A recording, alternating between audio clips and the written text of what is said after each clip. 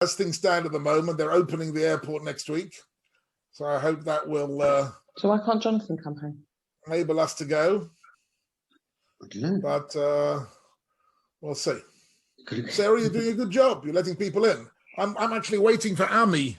I'm sort of hoping that Ami Elkas, who is the Gabbai of this year, will join us. And then I'll start. Was this part of the shift day program? That's correct. Aha. This is part of the shift day program. And for quite a while before COVID, I drove down to Ra'anana every 2 weeks to give a shiur. So the Zoom era has saved me that trip there and back, but I'm still in contact with the Ra'anana group.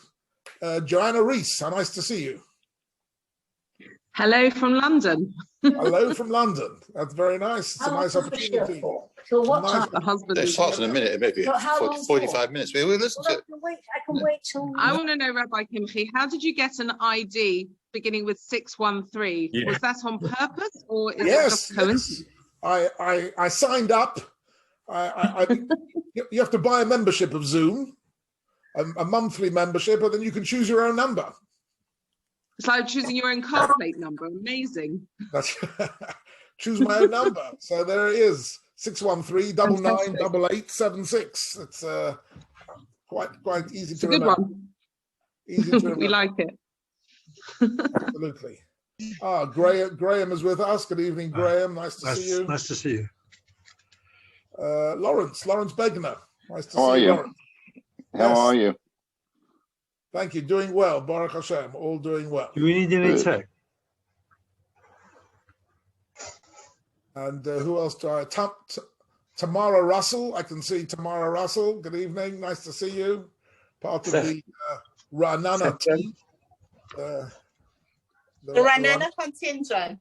The Ra'anana contingent of loyal followers of this shiur, whether it's on Zoom, whether it's in person.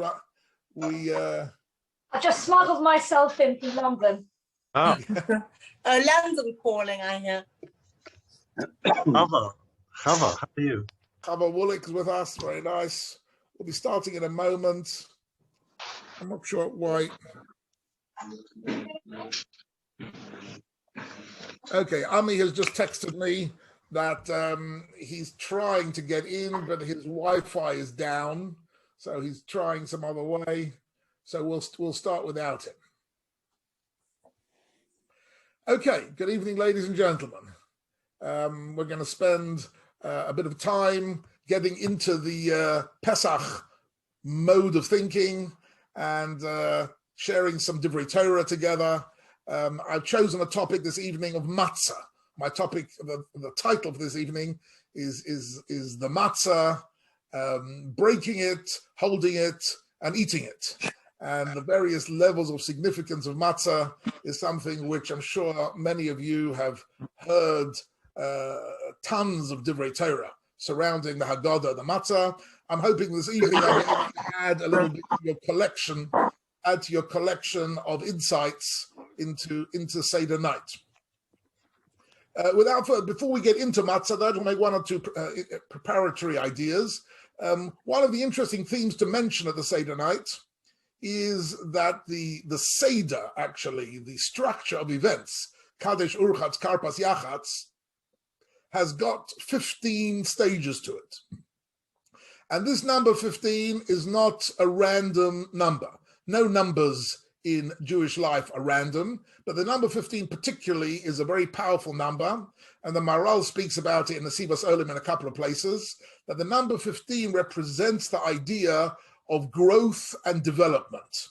That during the course of the evening, of the Seder night evening, this is not just, if you like, a linear program of doing one thing after another, Kaddish, Urchatz, Karpas, Yachatz, in one line, but one should view it as a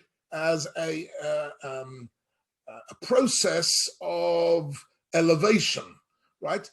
15, for example, is the number of Shir Hama'alois. The Shir Hama'alois were the steps going up from the Azora into the to the Harabayas, from the Harabayas to the Azara, meant that you were actually raising yourself to a higher spiritual level. And the purpose of Seder night is that as the night develops, we are in fact raising ourselves to a higher level of awareness, of me'avdus l'cheirus, of hodah, of thanksgiving to HaKadosh Baruch Hu, for the nisim of Leil Seder, for the kedusha of Pesach, and indeed, ultimately, thanksgiving for what Pesach is all about, which is the birth of Am Yisrael.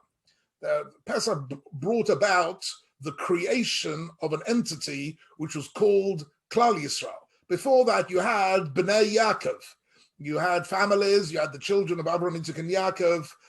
You had collections of families, but only at Pesach do we find that Klal Yisrael is created, but during the course of the evening that this process takes place. And in fact, at the end of the evening, we are different people than we are at the beginning of the evening. So actually, it's not just, if you like, growth, it's actually transformation. There's one interesting Dvar Torah of the Chasam Sofer, which highlights this particular point. Chasam Sofer asks the question, we find that the mitzvah of Sipur Yetzias Mitzrayim is the mitzvah of the Haggadah, the Haggadah to Levincha, is one of the Tariq mitzvahs. So why isn't there a bracha? Why don't we make a bracha over the Haggadah? This is a question which is dealt with by a number of the Achronim, but the Chasam Sofer has an answer which I find particularly fascinating. He says, really, there is a bracha. We say the bracha over the Magid, over the Haggadah, we say that bracha at the end, not at the beginning. Asher ga'alanu v'galas avaseinu mimitzrayim is in fact, as the Chasam Sofer, the bracha over the Magid, over the mitzvah of Haggadah. And then the question is, but why do we say it at the end? We surely, all birkas ha-mitzvahs, we always say before we do the mitzvah, right? We say the bracha on tzitzis and on tefillin and on matzah before we eat the matzah, before we put on the tefillin. Brachas always have to be done over la'asiyasan, says the Gemara, prior to the mitzvah. Why are we doing this bracha after the mitzvah? So he says there's one exception to the rule of making brachas before the mitzvah, and that is with a ger or a giores who goes into the mikvah, and they only make the bracha on the mikvah after they come out of the mikvah. Why is that? Because before they go into the mikvah, they can't say Asher Kiddishanu b'mitzvosov v'tzivanu. They haven't yet joined Klal Yisrael. It's only after they come out of the mikvah, then they say the bracha in retrospect. Similarly, says the Chasam Sofer, on Seder night, Chayav Odom Liro says, Atzmo ki'ilu hu yotzam Mitzrayim. We are not just telling the story, we are reenacting the story. So in actual fact, before the Leil Seder, we can't say the bracha because we're getting a bit of background noise here. Maybe Sarah, who is the host, could mute everybody. And if you're unmuted, it's only just to block out background noises of barking dogs and screaming siblings. But not that such a thing, chas v'shalom, ever happens in anybody's house. But in the unlikely event that such a thing should happen, we don't particularly want to share that wonderful experience. But if you do have something to ask or to add, you can always unmute yourself. And please do if you feel that it's relevant. Anyhow, I'll call upon him. The Chasam Sofer says that Seder night is like a moment of gerus. It's like a process of transforming ourselves from being mitchila ovdi avodah zara hayu avaseinu va'achshav kervana hamakru la'avodah. We are now different people, and therefore it's only at the end of Magid that we can make the bracha, and that's the idea of the 15 steps which raise us to a different level, and that is kadesh urchatz karpas yachatz. And it's if you have any kids around the table, it's nice to get them to recite or to sing the whole 15 at each stage along the way. When you're doing Kaddish, you should get someone to say Kaddish the whole lot. And when you do Karpas, you should get someone to say all 15. And that is to remind us of the unique feature of the evening, that it's an evening of Leil HaSeder. And in fact, Chazal referred to it as a Leil HaSeder, mainly because, I'm saying this slightly tongue-in-cheek, is because Jewish life is not famous for being Masudar. You know, our life in general is not famous for being Masudar, but on this night, we are keeping to a real tight Seder. We're keeping to it, so that's a chiddush. Manishtana halayla zeh mikol halaylas. That tonight is Leil Seder Shkayach. We have an order to our life. It's not quite as haphazard as our life often is. I'd like to just tell you two other things about the number 15 because it's relevant to the Haggadah. The first one, of course, number 15 is also Yud Hey, which is one of the names of HaKadosh Baruch Hu. In particular, it's the name of HaKadosh Baruch Hu, which is connected to Brias Ha'olam, the creation of the world. We have a pasuk in Yeshaya, Bitchu b'Hashem adayad, ki beyo Hashem tzur olamim. That HaKadosh Baruch Hu created tzur olamim. He created the world with the Yah, with the name Yud Hey is particularly connected to the 7 days of Brias Ha'olam, and that is Kibika Hashem Tzur Olamim. That is part of the Kedusha. Now this was, if you like, and the idea is that on Leil Seder, something new was created, right? Not the physical universe, but something new was created, which was Klal Yisrael was created. This was a whole new entity which hadn't existed previously, and that is symbolized in the number 15. Lastly, and I'll just zip through, maybe I'll come back to this in a later shiur. What's also interesting, the Maharal is interested in the fact that the number 15 is important in Jewish symbolism because it's a combination of the 7 and the 8. For the Maharal, the 7 and the 8 in Jewish thought are extremely important. But the 7 represents the physical world, the Kedusha in the physical world, that's the Shabbos, and the 8 represents the Kedusha, which is Lamala min hateva, is beyond nature, right? The Kedusha that we bring into this world, which is not part of this world, which is like the Bris Milah. The Bris Milah is beyond the 7. The 8 is Lamala min hateva. For the Maharal, 7 is the Teva, and 8 is Lamala min hateva, and the 7 and the 8 together makes the 15. This is particularly relevant for Pesach, because Pesach is both 7 and 8 days. I'm not talking now about Yontav Sheni Yishal Goliath. I'm not talking about that at all. I'm talking about in the Torah, we find that Pesach is also 7 days, and it's also 8 days, right? Because Chag HaMatzah, the actual Yontav, is only 7 days, right? Starts on the 15th of Nisan for 7 days. But if you look in the Chumash says, Ba'arba'asar yom lachodesh Pesach Lashem, that actually Pesach begins with the Korban Pesach on Erev Pesach. Yontav actually begins on the 14th of Nisan, not the 15th. And if you count it like that, it runs for 8 days, not for 7 days.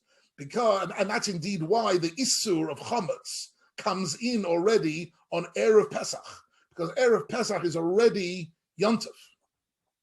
It doesn't have the Isuri Melocha of Yontav, but it has the Kedusha of Yontav, and it's part of the 8. So Pesach really has got 7 days, and it's got 8 days. I'll come back to that maybe in a later shiur, but the 7 and the 8 together make up the 15, which is the 15 of the Kaddish Urchatz Karpas Yachatz, and that is the first thing I wanted to mention this evening. I'd like to now have a look a bit more closely at the topic of the shiur, which is the matzah. Now, the matzah seems to be the simplest of simple items, the simplest food possible, flour and water, baked super fast, and it doesn't seem to have any additions to it or any sophistication to it, but it contains an immensely beautiful symbolism, which I'd like to have a look at for a moment. The first interesting thing to note what is the first thing we do to the matzah? Is we break it in half. So I'd like to speak for a few minutes about yachatz, right? Yachatz is a seemingly simple moment in Seder night, usually takes a minute or two, but it's worth talking about. In general, I'd advise everybody to prepare in advance certain points along the way where you've got something to say. So you can say, right now we're doing yachatz, but before we do it, let's talk about it. So we understand what we're doing. What are we doing by breaking the matzah in almost half and putting away the larger half for later on, hiding the larger half? What is the meaning of that? So I'd like to give you several different layers of meaning to this beautiful, beautiful minhag. The first, let's have a look first at maybe let's have a first look at a piece of Gemara. I don't know if I can share the screen. Can I share the screen? Maybe Sarah, can you hear me?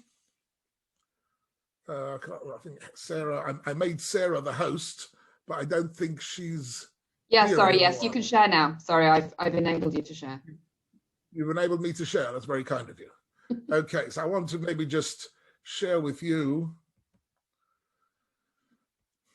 Okay, so what's important here to see is this pasuk in Devarim, because in Shemos, where we learn about the laws of Pesach, the matzah is always referred to only as matzah.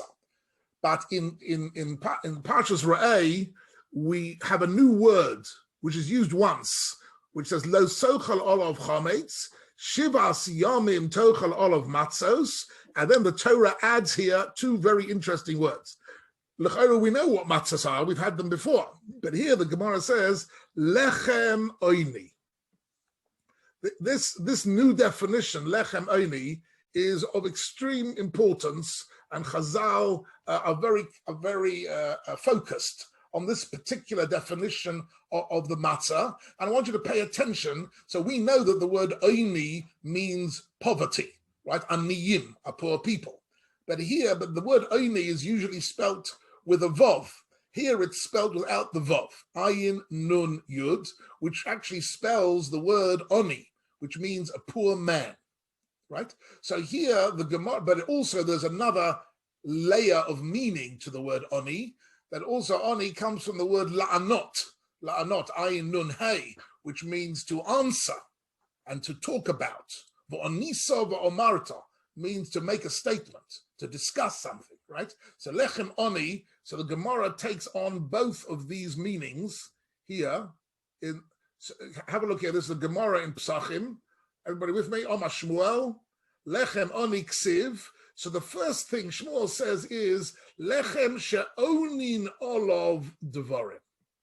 This is the bread over which we talk a lot, right? She'onin olav devarim. And this actually is the origin of the minhag that we have, that after we've broken the matzah, we leave the matzah out on the table while we are telling the story of the Haggadah. Because it's called lechem oni, the matzah, that it's a special mitzvah to link Sipur Yetzias Mitzrayim with the matzah. Because by doing so, we are somehow connecting to this pasuk in the Torah, which says that it's oni, that in some sense the matzah, in a sense, gives us the answer. Any questions that we've got, the matzah is the answer. And the reason why the matzah is the answer, so the Zohar and the Mukubalim say that the matzah is lachma de mehemnusa, which means the bread of emunah. The matzah ultimately represents the emunah, the Klal Yisrael preserved, and that really is the answer to lots of the questions that will be asked during the course of the evening, and the answer to the question of Jewish history, why have the Jews had to go through all the sufferings and the difficulties. There is no logical answer to this, but our response to it is the matzah. So lechem oni has to be lying in front of us during the time of the Haggadah. But what's interesting is the second, if we're looking at the mitzvah of Yachatz, we have to look at the second pshat in the Gemara, Dova Acher, Lechem Oni, Oni Kasiv. So the Gemara says, it doesn't say oni with a vav, it says oni without a vav. Ma oni shedarko beprusa. What does that mean? Lechem ani is actually written without a vav, which means a poor person. So here just as it is the manner of a poor person to eat a piece of bread for the lack of a whole loaf. Afkan beprusa, so here as well, we eat a part of a piece of bread. In other words, somebody who is in the state of extreme poverty often doesn't have a whole loaf of bread. He only has a part of a loaf of bread. Or, on a slightly different perush of some of the mafroshim, if he does get a whole loaf of bread, he puts half away for tomorrow because he's not sure what's going to be later. So taking a piece of matzah and breaking it in half and putting half away for later is an action which is connected to anius, to poverty, right? And it's meant to remind us of the poverty which we express in the opening line of the Haggadah, Ho lachmo anya, the acholu avasana ba'ara de Mitzrayim, the bread of poverty eaten in Mitzrayim, of the difficulties and the sufferings of Klal Yisrael, the deprivations and the persecutions. And also I'd like to mention that at Seder night, when we speak about the poverty and the sufferings in Mitzrayim, is an opportunity, if anybody around the table knows stories, maybe of family members who have been through holocausts or sufferings or deprivations of various sorts. Seder night is a time to talk about Jewish history. If you can open the memoirs of Natan Sharansky and read a little bit of his experiences in the Gulag, and how he kept his emunah and kept his optimism and kept his focus and ultimately returned to the land of Israel. Actually, just on that, I just saw recently somebody posted online in his memoirs. He writes that in the prison camp in the Gulag, he had with him a little Sefer Tehillim. Anyone read these stories? He had a little Sefer Tehillim in his pocket, which was the most precious thing to him possible, and he fought to keep that, and he wouldn't let go of it. And he writes in his memoirs that he always has it with him. He always has it with him, wherever he goes. So somebody posted online just a couple of months ago that they met him in an office somewhere, and they said, "Oh, I read your memoirs. You always have a little Sefer Tehillim with you. Do you have it with you now?" So he puts his hand into his top shirt pocket and he pulls it out, and he says, "Here it is." So the fellow asked him, "Do you always carry it with you?" So he says, well, I wouldn't put it that way, he said. "It's true, I always have it with me, but I'm not carrying it, it's carrying me." That's what he said to him. "I'm not carrying the Tehillim are carrying me." That's what Natan Sharansky said to this guy. And as soon as he said it to him, he posted that little conversation online, and I was quite moved by that. Right? It's a variation on a Maimah Chazal of the Leviim who were carrying the Aron HaKodesh in the Midbar. So it says, "Ha'aron noisei es nosov." The Aron carries the people who are carrying it. In other words, you think you're carrying it, but really it's carrying you. And this is true about lots of mitzvahs and lots of acts of chesed that we do, that we think we're helping other people, but really the act of chesed often does more for the giver than it does for the receiver, and it's carrying us. And in that sense, when we speak about poverty and deprivation and suffering and persecution, we should speak about some experiences of people who have gone through it and have maintained their emunah. Last year, Pesach, for the first time ever in our life, my wife and I didn't have any guests. It was extremely weird. And probably this year won't be so different. And maybe for all of you, it's similar experiences. You haven't got the range of guests you usually have. So what we did was we actually brought to the table several books, and we read to each other chapters out of various different books. Some memoirs of people who'd been through the camps, and maintain their emunah. Some people who've been through other persecutions. We went through certain essays. Also, this year, of course, is the first Pesach where we don't have with us our good friend Rabbi Jonathan Sachs, Zichron Livracha. So it might be a good idea to take out Rabbi Sachs's Haggadah and read some of the essays. In his Haggadah, he's got half of his Haggadah is a commentary on the Haggadah, but the first half is about 15 essays. You can just read to each other one or two of these essays. They're very inspirational, very beautiful. You have to prepare it in advance. You have to know in advance how you're going to run your Seder night. Anyhow, so what we have here is the lechem oni. The lechem oni is the reason why. So here we come to the first and main halachic reason why we break the matzah and yachatz is because of this Gemara in Pesachim Kuf Tes Vav, which says lechem oni. The pasuk in Re'eh means that we should have in front of us a broken matzah, and when we eat the matzah later on, we eat a broken matzah. Why? Because that's all part of the poverty issue. Incidentally, this is also the reason why, the halachic reason, one of the reasons, why we have 3 matzahs and not 2. Every other Shabbos and Yom Tov throughout the year, we have lechem mishnah, right? But because we're going to break one of them, so Tosfos says that we need to have 3 matzahs, because you need 2 lechem mishnah of complete matzahs, and one of them is going to be broken.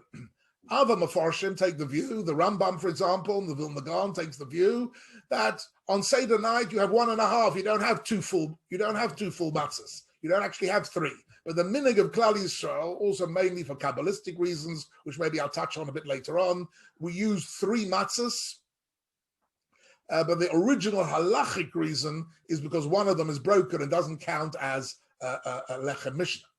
So the first reason is to be resemble the lechem oni. The other reason, which is also extremely important and touches upon the essence of the mitzvah of eating matzah, is to remind you from the beginning of the evening that there is not one, but there are 2 mitzvahs on Seder night to eat matzah. One of them is the first kazayit, and one of them is the last kazayit. And from a purely practical point of view, today we have like truckloads of matzahs, so we're not so worried about it. But if you imagine a time when matzahs were scarce, and you only had a very, very few matzahs, you wanted to make sure that there was a kazayas of matzah left for the end of the meal, so that you could fulfill the mitzvah of afikomen.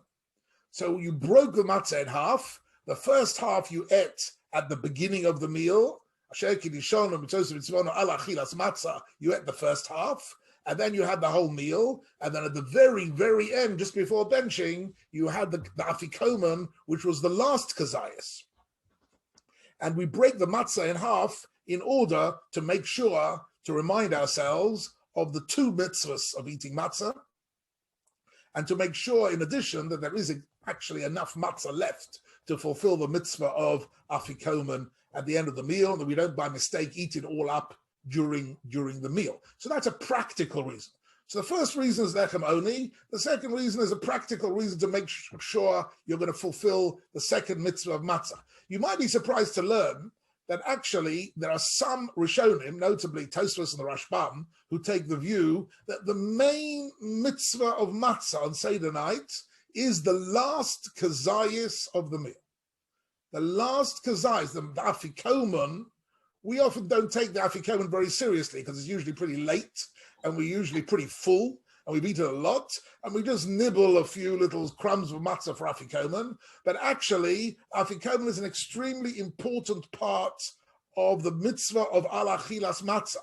It is the mitzvah of achilas matzah. We break the matzah in half because there are 2 halves to this mitzvah.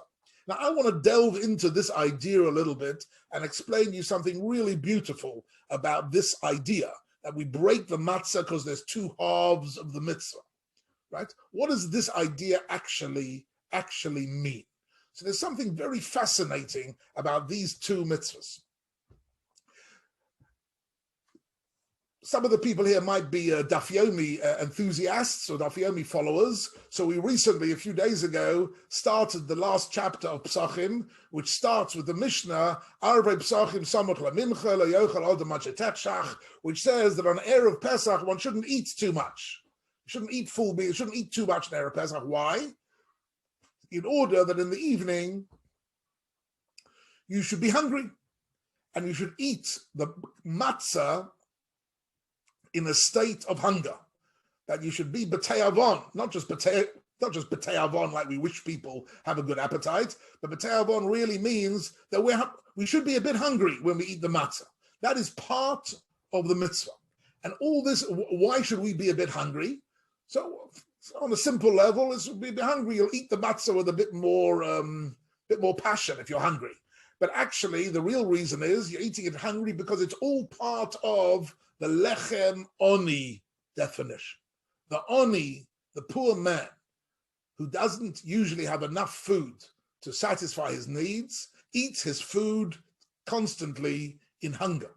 And by eating the first kazayis of matzah in hunger, we are reenacting the lachmo anyo, the acholu abasana ba'ara de Mitzrayim, the poverty, the deprivation, the suffering of Mitzrayim. And as I said, not just of Mitzrayim, of the last 3,000 years of Jewish history, which has not been short of opportunity of cases of suffering and poverty and deprivation.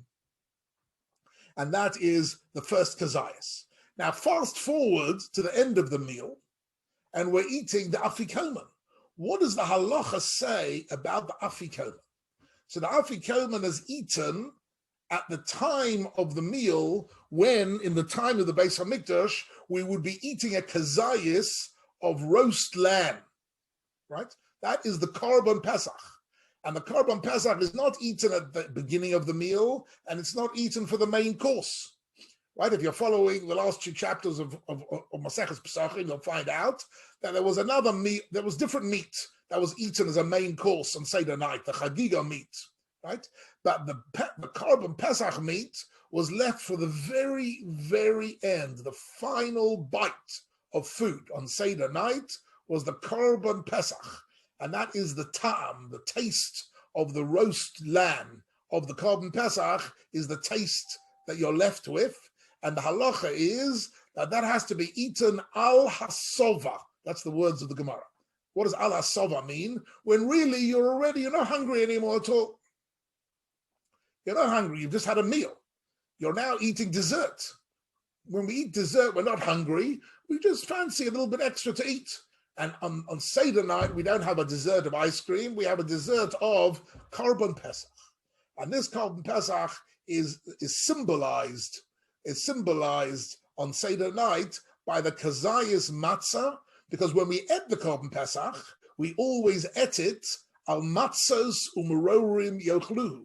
When we eat the Korban Pesach, we eat it together with the matzah. So the matzah of the afikomen is the matzah which accompanied the Korban Pesach, which sadly we haven't got at the moment, but the Meher B'Yameinu we should have it again. Nothing wrong with roast lamb. I'm quite looking forward to a bit of roast lamb on Seder night.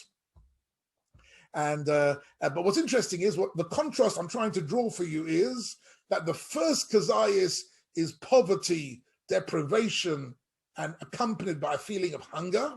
The last kazayis is feeling full, feeling affluent, feeling that all your needs are satisfied, and you're feeling happy, right? You're at the end of a lovely, wonderful meal, right? So actually the emotional dimension of the last kazayit is completely different to the emotional associations of the first kazayit. What is that about?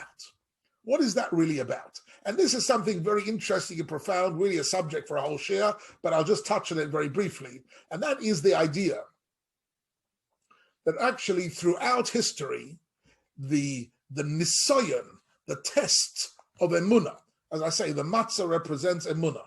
The test of emunah has come to Klal Yisrael in two different ways. One aspect of the emunah was to maintain one's emunah in times of pogroms, inquisitions, Holocaust, suffering, poverty. Are we able to maintain our emunah in very difficult times? And that is the first kazayas on Seder night represents that ability to still taste the matzah and taste the emunah, even in a state of hunger and poverty and deprivation. But that's only half of Jewish history. The other half of Jewish history is, are we able to maintain our emunah in times of affluence and freedom and happiness? And are we then able to maintain our emunah?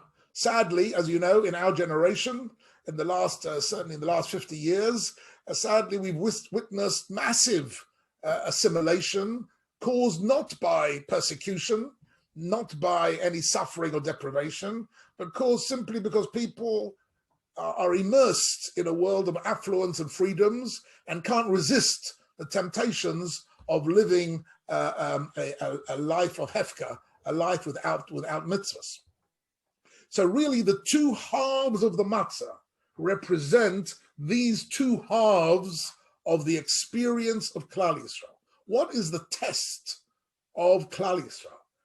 They're partly tested by deprivation and partly tested by affluence. Both are equally difficult.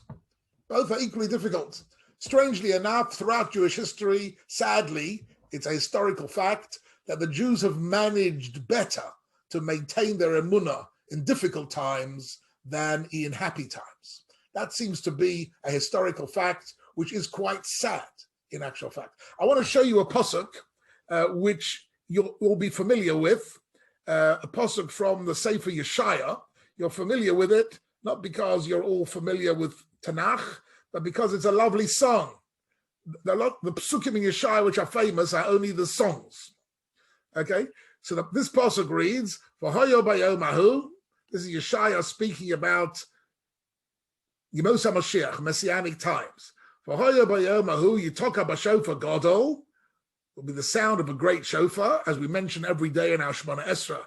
Takar b'shofar gadol l'chayroseinu comes from this book, Yeshaya 27. And what will happen? Uvo'ohu ovdim be'eretz Ashur.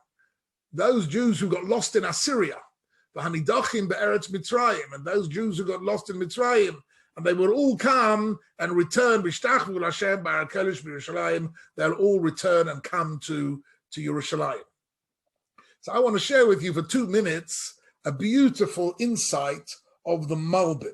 The Malbim on Tanakh is awesome, and he delves into symbolisms and deeper meanings of the Hebrew language in a beautiful way. So Ashur means Syria, but what does also Ashur mean? Ashur, Aleph Shin Reish in Hebrew, means Osher, means happiness. It means freedom. It means affluence, right? And also the word Mitzrayim. So Mitzrayim means Egypt, but also in Hebrew, Mitzrayim comes from the word Tsar, which means oppressed, and Tsoros, right? Tsorim Aleihem. Tsorim means to have oppressors and to live under pressure and to live with difficulties. So he says that there are two types of Jews who have left Yiddishkeit. There are the Ovdim Be'eretz Ashur. They've gone astray because of an abundance of affluence. They've simply lost their Yiddishkeit because life is so happy and so easy and so fulfilling that they've lost all self-control and they've lost their values, Be'eretz Ashur. And then there are those who are nidochim, he says, who are nidochim Be'eretz Mitzrayim, right? So those who've been lost through the persecution of the Tsoros, the Tsar. So the Osher and the Tsar are the two main reasons why members of Klal Yisrael over the centuries and millennia have deserted the Jewish people, and they will all hear eventually, they will all hear the Shofar Gadol of the Mashiach, and they'll return to Yerushalayim. This is the messianic vision of Yeshaya. What I want to tell you is that the two parts of the matzah, one of them represents Nidachim Be'eretz Mitzrayim, and one of them represents Ovdim Be'eretz Ashur. Represents the two halves of the Jewish national experience and the tremendous ability that Klal Yisrael had to maintain our emunah, both in unspeakably difficult times, and also in amazing times of freedom and affluence. It's very sad to read, for example, the history of Europe in the 19th century. Right? The history of Europe in the 19th century, as the ghetto walls came down, and emancipation and civil rights and the citizenship was offered to the Jews of Germany, of France, of Holland, of England, and the result was that 90% of them assimilated. 90% of them abandoned their Yiddishkeit because they saw in the new world that was being offered to them opportunities for wealth and for power and for entertainment and for intermarriage and for socializing. And within a very, very short time, there was really a stampede towards assimilation and even conversion, baptism during the 19th century in Western Europe. Eastern Europe was more a situation of poverty and persecution. But Western Europe saw unbelievable assimilation and abandonment of Klal Yisrael through freedom and opportunities, and it was really only the Sheiris HaPleita, small groups who survived, and like Samson Raphael Hirsch had his little community in Frankfurt, and Rav Hildesheimer had his little community in Berlin, and one or two other Rabbonim had a community in Königsberg and in Würzburg. Apart from these little islands of a few hundred Jews who were still Shomer Shabbos, the vast majority of German Jews have completely abandoned anything Jewish and had left Yiddishkeit behind because they couldn't resist the affluence. And this is the test. Klal Yisrael have had the test of affluence and the test of persecution, and the two halves of the matzah are these two stories. Don't forget, Seder night is a night of telling stories. When you break the matzah, you should say, here's the story. The story is the matzah represents emunah. And on one side is the challenge to the matzah of poverty and deprivation. On the other side, and we're going to eat that matzah hungry. The other half is the matzah representing affluence and freedom. And we're going to eat that half of the matzah. We're going to eat it at the end of the meal when we're feeling full and free, and the Avdus L'Chairus process has been completed. And these are the two halves of the matzah. And I think that's a very fascinating way of looking at the mitzvah of Yachatz on Seder night, of breaking the matzah in half. I'd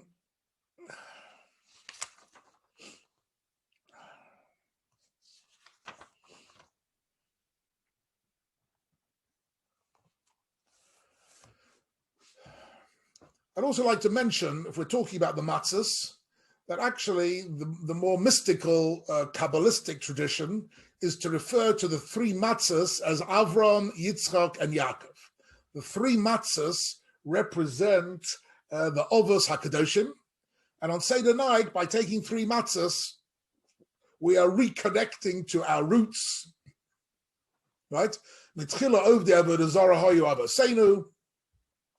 That before the Ovos, mankind was lost in a pagan, immoral, corrupt world. And then Avraham, Yitzchak, and Yaakov began a new world. And we are part of that world. So we are connecting to Avraham, Yitzchak, and Yaakov. And these are the three matzahs in Kabbalah, in the Zohar, in the writings of the Arizal. What's interesting is that the Shloh HaKadosh, Rabbi Shai HaLevi Horowitz, one of the great Mekubalim of the 17th century, he writes very beautifully that it's true that the three matzahs are the Ovos, but he says the Arba Kosas, the 4 cups of wine, are the Imohos, are the mothers of Klal Yisrael. So you have the Ovos and the Imohos, right? And it's very interesting to see that the Ovos and the Imohos together represent, if you like, the foundation of Klal Yisrael, the origins. Excuse me one second. Excuse me. Excuse me.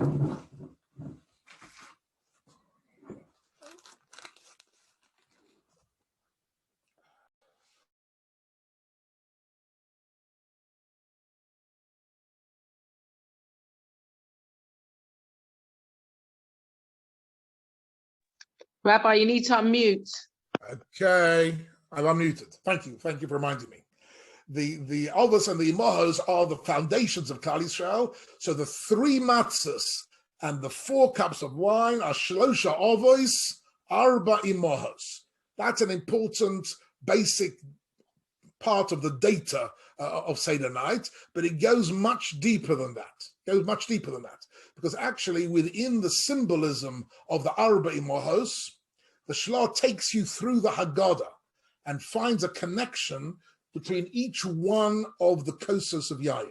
And at our Seder table, before we drink every one of the 4 kosos, we speak a bit about it. Now, before I start Kiddush, I say, I'm now going to make Kiddush, I've got a whole spiel, introductory spiel to the Haggadah, and one of the points that I make is, after Kiddush, we're all going to lean a little bit to the left, and we're going to drink the first of the Arba cases, and this is the case of Sarah Imenu. And when I had lots of guests and kids around, I would say, can anybody tell me something about Sarah Imenu?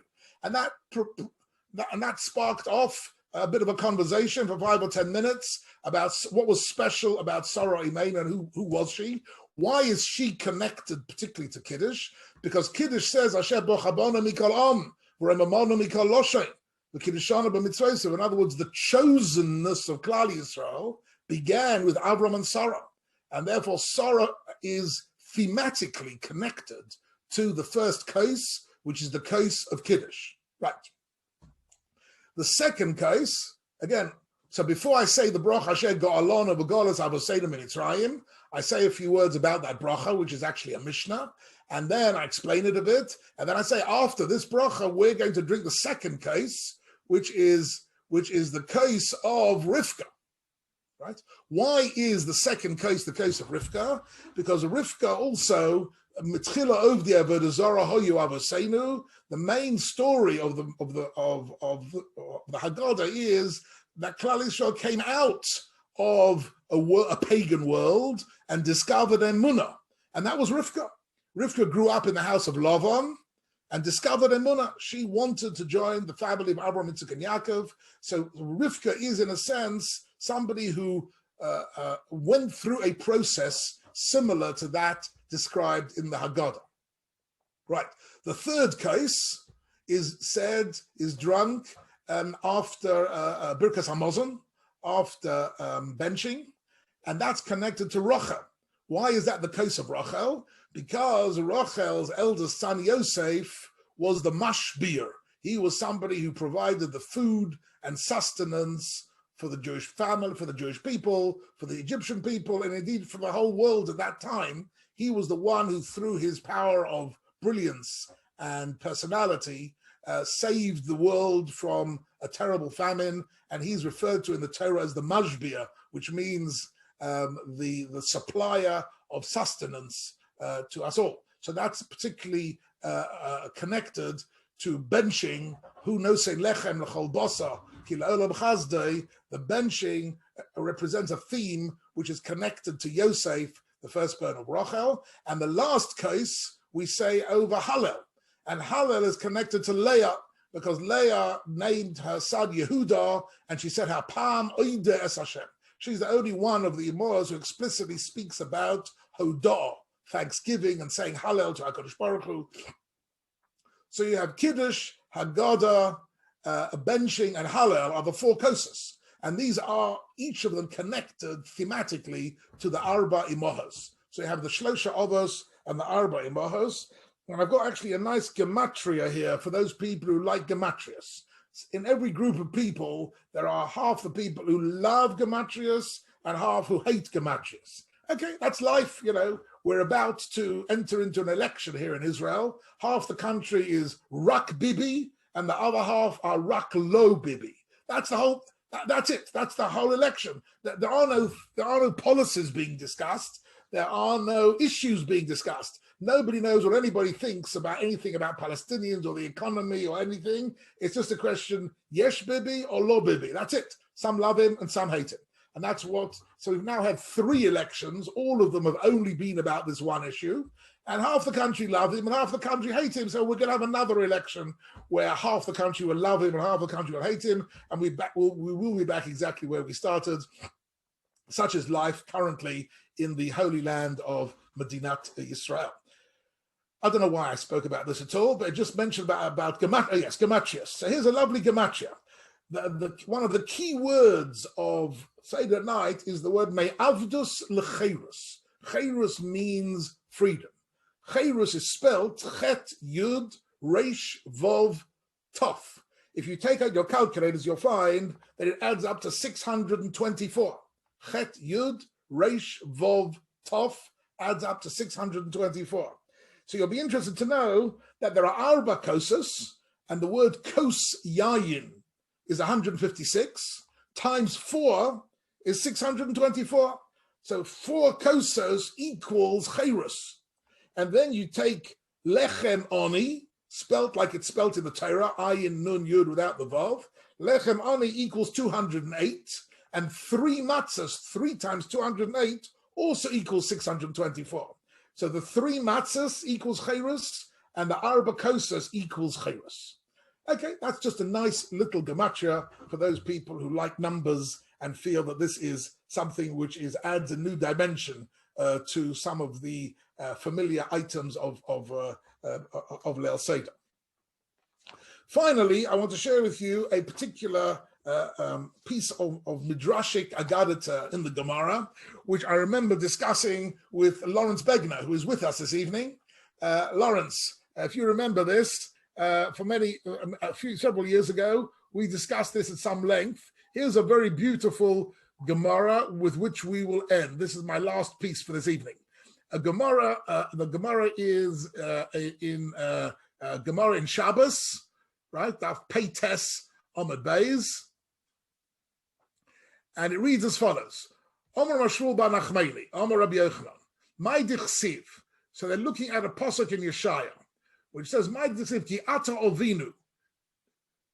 So Klal Yisrael say, "Ki ovin Avram lo yodanu, v'Yisrael lo yakirenu, ata Hashem ovinu ga'aleinu me'olam shemecha." So what is this talking about? So the Gemara says, "La'asid lavo," in the future, meaning in the Messianic times, HaKadosh Baruch Hu will say to Avram, "Bonecha chatuli." There are so many of your descendants who are sinners, who have sinned to such a degree, I don't know what to do with them. Avram will say, sinners have to suffer the consequences of their sins. Omar, HaKadosh Baruch Hu says, Yaakov. Maybe Yaakov has got a better answer than Avram had. Efshad the boy Rachim Aleim. HaKadosh Baruch Hu wants to hear some counsel for the defense. Omalei, so HaKadosh Baruch Hu says to Yaakov, Bonecha chotu, some of your descendants are sinners. He gives the same answer. People who have sinned have to suffer the consequences. Says the Gemara that HaKadosh Baruch Hu is not happy with either of these answers. Omar, he said, Lo b'savei tamo v'lo b'dardeki eitza. Neither of them understand what I want from them. Right? There is no reason in the elders and no wisdom in the youth, right? That's what it says here. HaKadosh Baruch Hu was dissatisfied. This is a beautiful medrash. HaKadosh Baruch Hu was dissatisfied with the answer of Avram and the answer of Yaakov. Omar lo Yitzchak, and this is the good part. Lawrence, you remember this? I do indeed, and in fact, just to say, I actually photocopied the whole daf and gave it to each member of my Seder so that we could go through it. It's excellent. So good. Excellent. One of my favorites. See, ladies and gentlemen, we learned something from Lawrence. He heard one of my favorites. Photocopied the daf and put it on everybody's plate. Omaloli Yitzchak, HaKadosh Baruch Hu says to Yitzchak, Bonecha chatuli, your children have sinned to me. Omar Lafonov, to which Yitzchak answers, Rebbeinu Shalom, Bonai v'lo Bonecha? What do you mean they're my children? They're my children, they're not your children? Right? They're as much your children as they're my children, says Yitzchak. Is it not true, says Yitzchak? B'shar sha'omdu higdimu nasel nishma karosa lahem b'ni b'chori. Did you not say about Klal Yisrael the B'ni B'chori, the Klal Yisrael are my firstborn children. Achshav bonai v'lo bonecha, and now you're telling me they're my children, they're not your children. So the first thing he says is, he asks this rhetorical question. Surely they're also mine. But and furthermore, so here's a fantastic piece of counsel for the defense. Kama chotu, how much could they already have sinned? Right? Kama shenosav shalodam shivim shana. Person lives 70 years. Dal esrim delo nashta. The first 20 years they haven't really matured enough. You can't punish them for that. Poshul chamshin, there's only 50 left. Dal esrim b'chamsha, the leilos. Half of 50 on nighttime when they're asleep. So subtract 25 years. Poshul esrim b'chamsha. Dal tartis threi, and you can. I'll do it in English, right? Right. 50 years remain of them. Subtract 25, which are nights. 25, subtract 12 and a half years during which you daven and you eat and you look after your hygiene, and 12 and a half. So basically, 12 and a half years they might have done in a lifetime of sinning. So he says 12 and a half years remain for them. If you can endure them all and forgive their sins, excellent. If not, and here comes the important punchline of this piece of the Gemara. So Yitzchak says, you know what? If they have sins to their debit, I'm willing to go half-half with you, HaKadosh Baruch Hu. If not, half is on me and half is on you. Right? This is the punchline that Yitzchak says, and at the end he says, I'm willing to take on my shoulders half of the Aveirus that Klal Yisrael did, and I've already sacrificed my life at the Akedah, so I've already earned that amount. And the language of the Gemara is palga olai upalga olech. Half is on me and half is on you, right? What's interesting is on Seder night, we take a matzah, but which matzah do we take? We don't take the top matzah, which is Avraham. We don't take the bottom matzah, which is Yitzchak. We take the middle matzah. I'm sorry, the bottom matzah is Yaakov.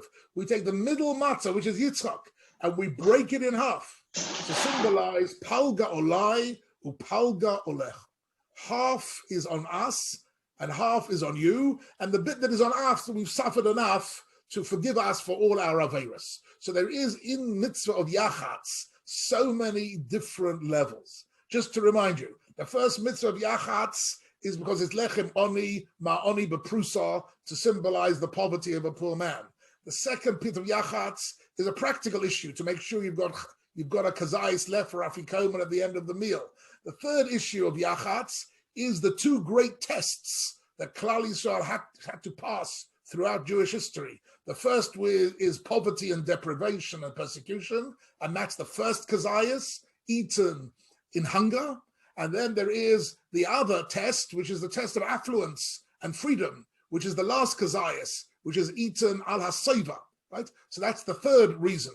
And this is the fourth reason for yachatz is Yitzchak Avinu, Yemosa Mashiach, comes to the council for the defense, for Klal Yisrael, and says, Palga olai upalga olecha, meaning let's break it in half. You, HaKadosh Baruch Hu, have to take responsibility for half of the sins that Klal Yisrael have committed, but simply because you've created a world in which it's hard. It was too hard. For most people, it was simply too hard. Either the suffering was too hard or the temptations were too hard. They just couldn't do it. And half of them I'm willing to take. Yitzchak says, I'll take responsibility for it. And this is the kapara for Klal Yisrael. So that's it, ladies and gentlemen, for this evening. We had the matzah. You break it, you hold it, you eat it twice. Each time you eat it with a different kavana completely. It's a different matzah. The last kazayis is a different matzah to the first kazayis. The first kazayis is hanidachim be'eretz Mitzrayim, and the last kazayis is ha'ovdim be'eretz Ashur. And each kazayis has got a different meaning and different perspective to it, and that is part of the beauty of Seder night. You have three matzahs, which are the shlosha ovos, and the four kosos yayim, which is the arba imahos. And with all that together, we are saying to ourselves and to our children and to all our guests and who anybody's around that we are reconnecting with the ovos. We're reconnecting to our HaKadosh Baruch Hu and the emunah of the matzah, and we are celebrating the creation of Am Yisrael and the 15 stages of Kaddish Urchatz Karpas Yachatz really represents a Brio Chadasha. The Borei Olam, HaKadosh Baruch Hu, the creator of the world, created the new entity, and that is our great celebration of Seder night. And that's it for this evening, ladies and gentlemen. I hope I've told you one or two that you haven't heard before. Sure. Something really to refresh your memories and to go into Seder night, B'simcha. And as I said, I'll just repeat again what I mentioned earlier. If you haven't got many people around the table, you've got to prepare in advance things to read to each other. Even only one or two people around, even if you're sitting alone, things to read, things to learn, things to do. You've got to prepare it in advance. Essays or biographies, something relevant to Klal Yisrael, preserving their emunah throughout history. That's it for this evening. All the very best to you. Lovely to see you all. And hope, please God, the next year we will continue our Seder night. Nice to see not only Sarah, but Anthony. Good evening, Anthony. Nice to see you. Wonderful to see you. Nice of you to join us. A wonderful opportunity. Old friends, get together with old friends. And lovely to see all of you. Pity that Ami couldn't join us in person, but hopefully maybe we can buy him a new Wi-Fi, a new Wi-Fi system, and get him launched back into the ship. All the very best to you, Erev Tov. Thank you. And please God, we will to be continued. Thank you. Thank you very much. Pleasure. Thank you. Thank you. Thank you so much. Yeah.